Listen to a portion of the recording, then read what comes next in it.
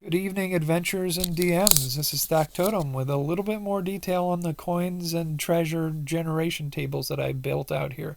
So I constructed these roughly on the concept of the tables that we see usually for random treasure generation. Calculate that on a campaign that runs from level 1 to level 20, there should be around 50 to 52 hoards. These are hoards, not random encounter treasures or monsters encountered in the wilderness kind of treasures. So you're not likely to get much from those. I do have a mechanism for figuring out treasure from those as well, but these are specifically for the hoards.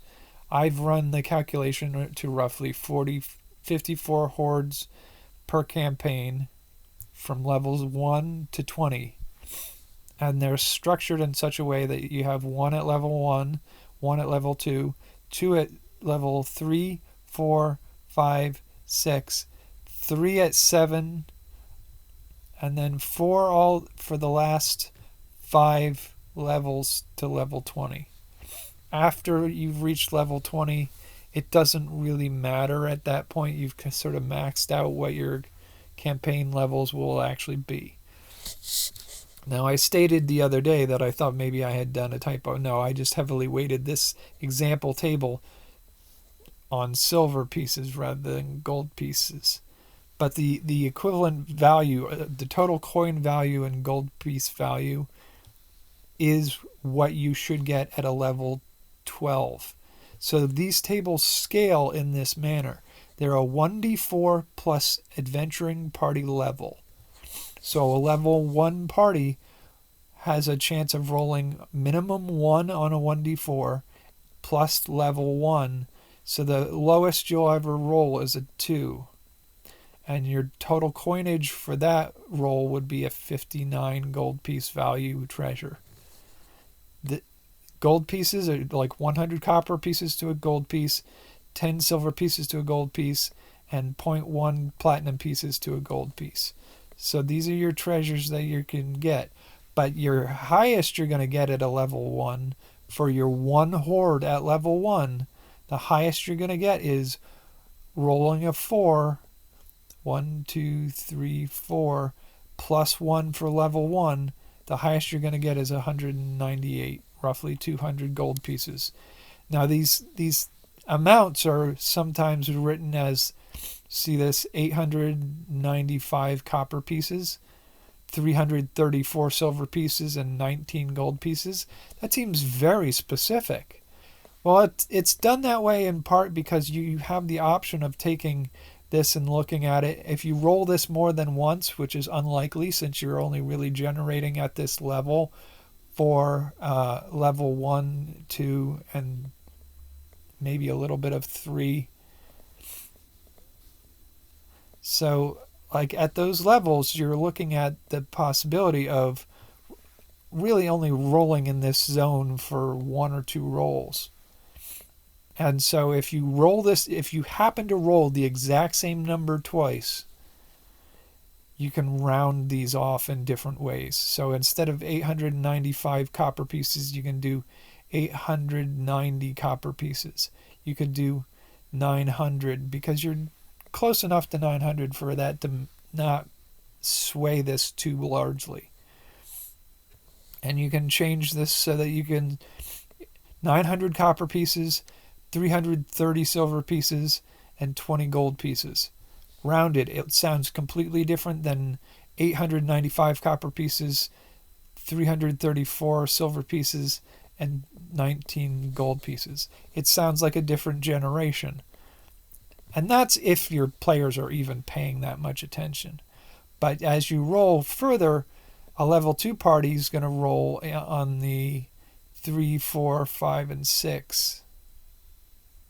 And as you get down, it consolidates the table into a smaller roll system. It's not a D100 to see the random generation of each coin value.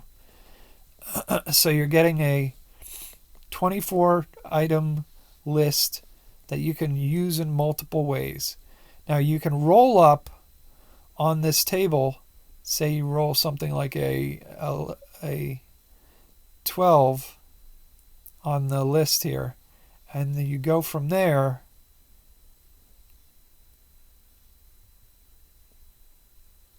You can go down to 12 on this table too if you want, or you can roll another 1d4 plus party level on this table for more variety. And so you'll see like the total treasure value is not just in coins. So like coins and a tiger eye, bloodstone, and a cameo with specific gold point value for each item, with a total gold value of 87 gold pieces for a level 1 gems on top of your coins. Whereas at level 20, if you roll up a random generated treasure, you're going to get 2,000 gold piece value diamond, another diamond, a ruby, emerald, sapphire, another sapphire, different values for each of the sapphires, a ring, another ring, a crown, a bracelet, another bracelet, a necklace, earrings. Total gold point value of that treasure hoard would be the coin value and then 34,500 gold pieces roughly. And again, those are very specific gold values for each of those. So like this bracelet is 2,447 gold pieces. Or is it 2,400 gold pieces? You can kind of round and adjust some of these on a regular basis for maximizing the usefulness of these tables, but keeping them small and concise. So art objects, I feel like any treasure that you generate shouldn't be either gems and jewelry or art objects. And some of the random generation tables that I've seen in the past make the treasures either have some of these or some of those, but not both. And I feel like if you're going to encounter a white dragon's lair and it has treasure in it, there's just as likely to be gems and jewelry and art objects as there is to be mostly gems and jewelry. So I feel like having some of these lists of alabaster figurines, glass goblets, bone vases, and jade figurines of certain gold point values for each of them, as well as your gems and jewelry, as well as your coins, and then my items, mundane and magical table.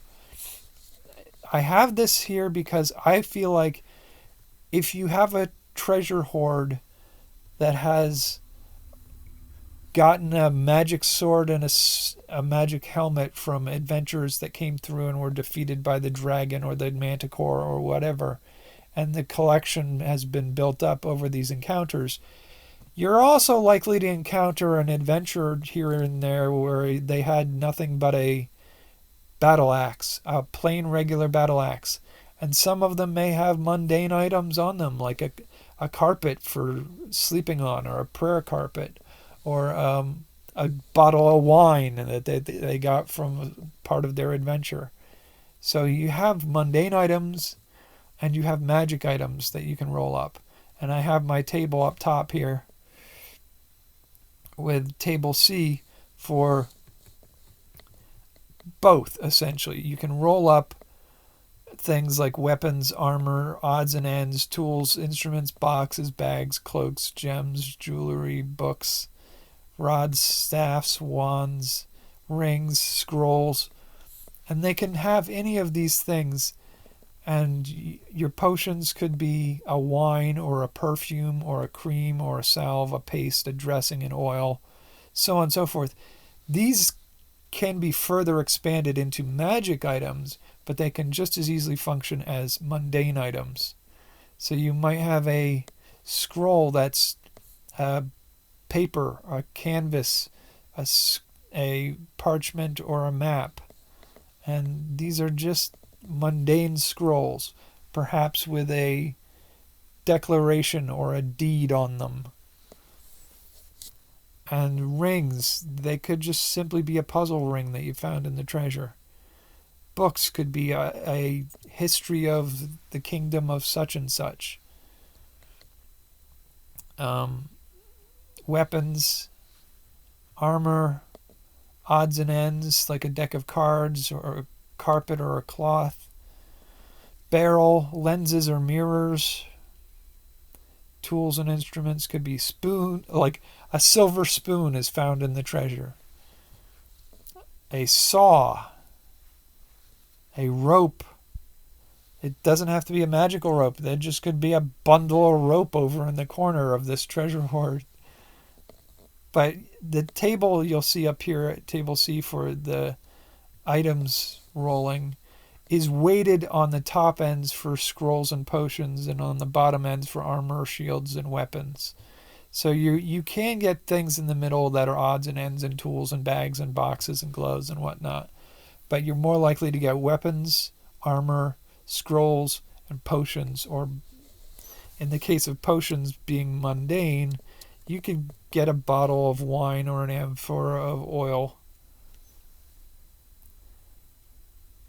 Or a bottle of perfume.